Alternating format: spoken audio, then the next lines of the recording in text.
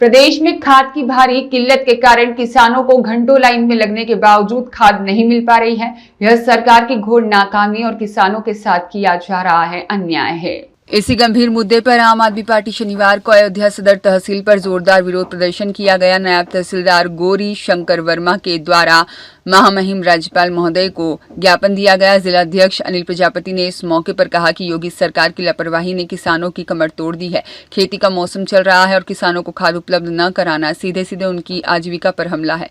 यह प्रदेशव्यापी आंदोलन सांसद और यूपी प्रभारी संजय सिंह के निर्देश अनुसार प्रदेश के सभी तहसील मुख्यालय पर किया गया। जिला अध्यक्ष प्रजापति ने कहा कि यह शर्मनाक है कि किसान अपनी ही धरती पर अन्न उपजाने के लिए बुनियादी सुविधाओं के लिए तरस रहे हैं और प्रदेश सरकार केवल बड़े उद्योगपतियों की जेब भरने में लगी है, जबकि अन्नदाता दर दर भटकने को मजबूर है।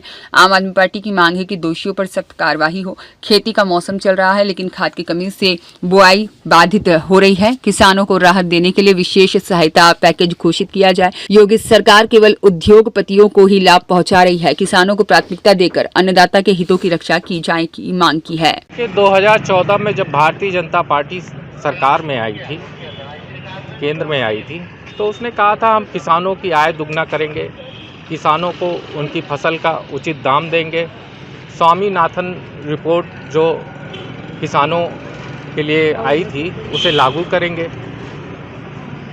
लेकिन भारतीय जनता पार्टी केवल जुमले करना जानती है और जुमले करती रही है। ना तो उसे किसानों की आय दुगनी की, ना उसने कहा था किसानों को मुफ्त बिजली देंगे, ना उसने किसानों को मुफ्त बिजली दी।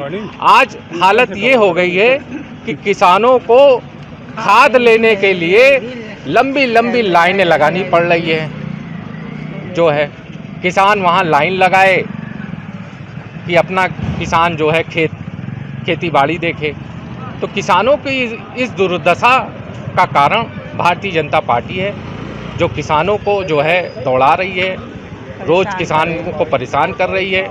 आए दिन किसान जो है सीएससी पे खाद लेने के लिए लाइन लगा रहा है।